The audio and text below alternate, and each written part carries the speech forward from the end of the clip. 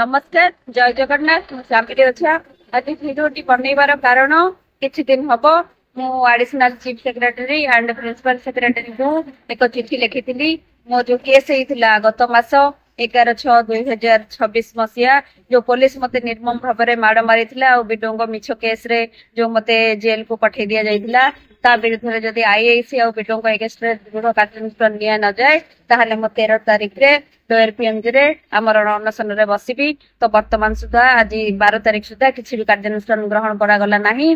तो वर्तमान निष्पत्ति नहीं आसंता काली 13 तारिख सोमवार दिन दिन 10 लोयर पीएमजी रे आमर अनशन करी जे पर्यंत मते न्याय न मिली से पर्यंत मोर हंगर स्ट्राइक जारी रहिबो।